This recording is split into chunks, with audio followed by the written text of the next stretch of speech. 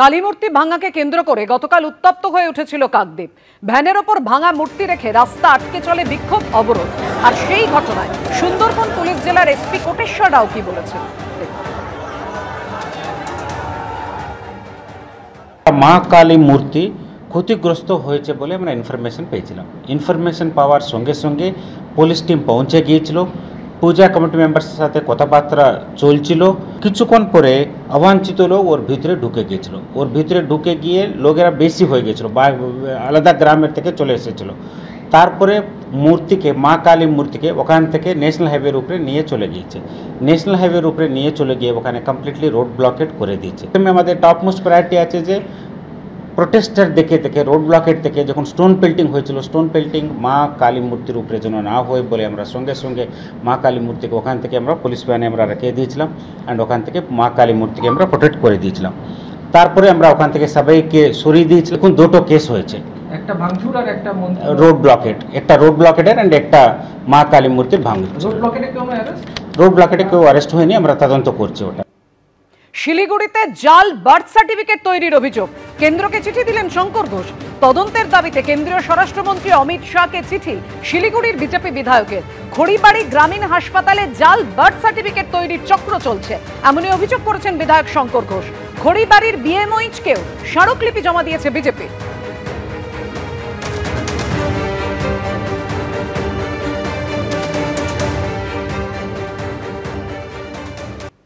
এই মুহূর্তে যে বড় খবরের দিকে নজর রাখবো, বেদিয়াপাড়ায় প্রকাশ্য রাস্তায় এক ব্যক্তিকে পুড়িয়ে মারার চেষ্টার অভিযোগ সামনে এলো। বেদিয়াপাড়ার পেট্রোল ঢেলে পুড়িয়ে মারার চেষ্টা করা হয়েছে, এমনই অভিযোগ উঠেছে বেদিয়াপাড়ায়।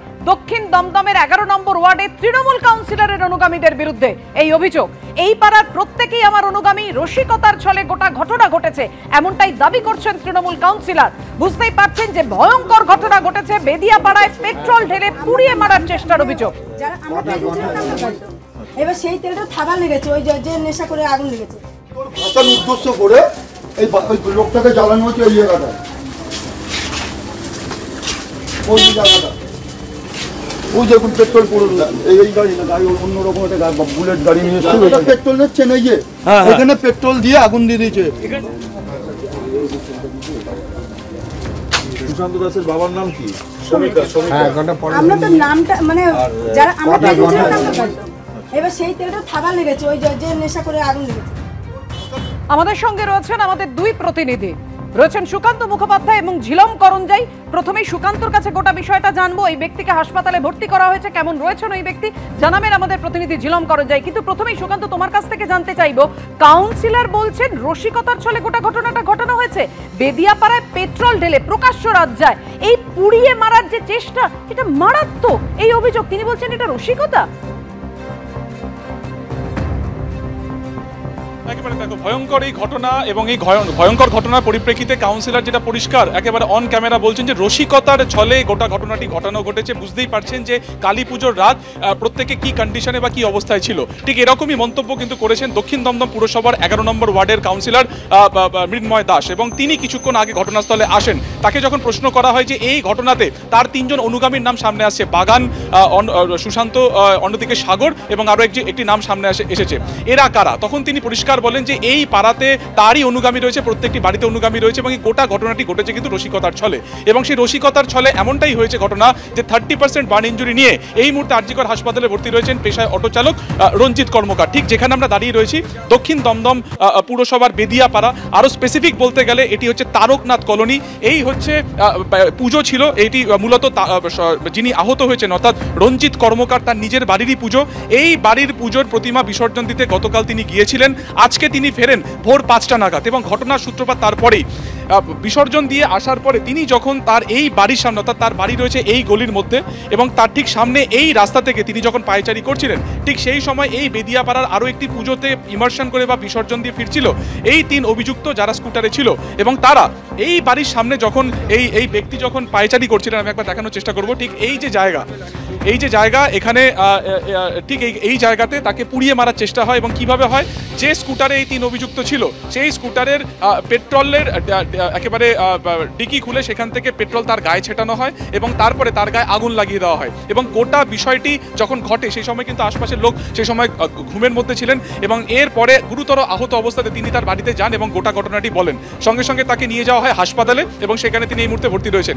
ঘটনার পরে 3 অভিযুক্তের বিরুদ্ধে নাগেরবাজার থানাতে অভিযোগ করা হয়েছে, কিন্তু এখনো পর্যন্ত কাউকে আটক বা গ্রেফতার করা হয়নি। স্বাভাবিকভাবে বাড়ির যারা সদস্যরা রয়েছেন তারা কিন্তু আতঙ্কের মধ্যে রয়েছেন। ফলত প্রশ্ন হচ্ছে যে রসিকতার ছলে যে ঘটনাটি ঘটেছে এটি আরো ভয়ঙ্কর ঘটনা ঘটতে পারত। বার্ন ইনজুরি 30%-এর জায়গায় আরো বেশি হতে পারত যদি না তিনি কোনোভাবে আগুন নেভাতে পারতেন। ফলত প্রশ্ন উঠছে যে কিভাবে ঘটনাটি ঘটলো এবং কাউন্সিলর নিজে ঘটনাস্থলে এসেছিলেন এবং তিনি কিন্তু পরিষ্কার যে কোট আনকোট বলছেন যে রসিকতার ছলে ঘটনাটি ঘটানো হয়েছে, অর্থাৎ রসিকতার ছলে কাউকে পুড়িয়ে মারার চেষ্টা হয়েছে। এবং শুধুমাত্র তাই নয়, যারা অভিযুক্ত তারা হচ্ছে কাউন্সিলরের অনুগামী, এই বিষয়ে কিন্তু পরিষ্কার বলেছেন তার পরিবারের লোক। আমরা একটু কথা বলে নেবো একজনের সাথে যিনি পরিবারের লোক। আপনি একটু আসুন। আপনি যেটা বলছিলেন যে আপনারা নিজেরাও এখন আতঙ্কের মধ্যে রয়েছেন। হ্যাঁ স্যার, আমরা খুবই আতঙ্ক আছি। কেন আমাদের দাদা এসে আমাদের ট্রিট করে দিয়ে যাচ্ছে। কেন দাদাকে আমরা শেখ শাহজাহান বলিনি। দাদার কথা আমাদের কাউন্সিলর 11 নম্বর ওয়ার্ডের মিনময় দাস, তা দাদাকে বললাম যে দাদা তোমাকে কিন্তু বলেনি, হ্যাঁ, যে শেখ শাহজাহান যারা করেছে তাদেরই বলছে, হ্যাঁ, কিন্তু যেইভাবে ঠেট করে যাচ্ছে আমার স্বামীকে, আমরা তো আতঙ্ক আছি স্যার। যদি আজকে ওকে পুড়িয়ে দিয়েছে, কাল আজকে যদি রাতে আমার স্বামীর কিছু করে দেয়। রসিকতা বলছে কাউন্সিলর, বলছে রসিকতা করে কারোর গায়ে আগুন এভাবে লাগিয়ে দেওয়া তা বলতে পারবো না, এটা উনিই বলতে পারবে। আমরা আমাদের জীবনে দেখিনি স্যার। হ্যাঁ, যেটা উনি বলছে একমাত্র দাদাই বলতে পারবে। রসিকতা বলে একটা কোনোদিন একটা প্রাণীকে মারা যায় না, একটা মানুষকে। তিনজনের যার নাম রয়েছে কারা কারা? বাগান ওরফে সুমন বন্দ্যোপাধ্যায়, সুশান্ত দাস, সাগর, এরা কার অনুগামী? এটা দাদার সাথেই ওরা ঘোরাফেরা করে, দাদার কাউন্সিলরের সাথেই থাকে। আপনার মানে রঞ্জিত বাবু, তিনি কি কোনোভাবে তৃণমূল করেন বা এদের সাথে পূর্ব পরিচিত, অর্থাৎ ব্যক্তিগত আক্রোশ থেকে কি ঘটনাটি? না, উনি অটো চালিয়ে খায়, উনি পার্টির এতে কোনো কিছুতে নেই স্যার। উনি আনে খায়, এইটুকুই জানি। বুঝতে পারছি কতটা আতঙ্কের মধ্যে রয়েছেন পরিবারের অন্য মানুষজন, আত্মীয়রা। তুমি আমাদের সঙ্গে থাকো। তৃণমূল কাউন্সিলরের বক্তব্য অবশ্যই আপনাদের সামনে রাখবো, কিন্তু যে ব্যক্তি মারাত্মক আহত হয়েছেন, যার উপরে এরকম আক্রমণ করা হয়েছে, তার ছেলে কি বলছেন রাখবো আপনাদের সামনে। দুজন মিলে ধরে রেখেছে, একজন গায়ে পেট্রোলটা দিয়ে দিয়েছে পেছন দিয়ে, মানে বাইক থেকে নামাচ্ছিল তেলটা, স্কুটি থেকে নামিয়ে গায়ে পেছনে ছিটিয়ে দিয়ে, আর একজন বিড়ি ধরাচ্ছিল তো ফাট করে দেশলাইটা জ্বালিয়ে দিয়েছে। দিয়েই একজন আবার সঙ্গে সঙ্গে জল দিচ্ছে, এবারে জল দিয়ে তো নিভছে না, তো পেট্রোলের আগুন।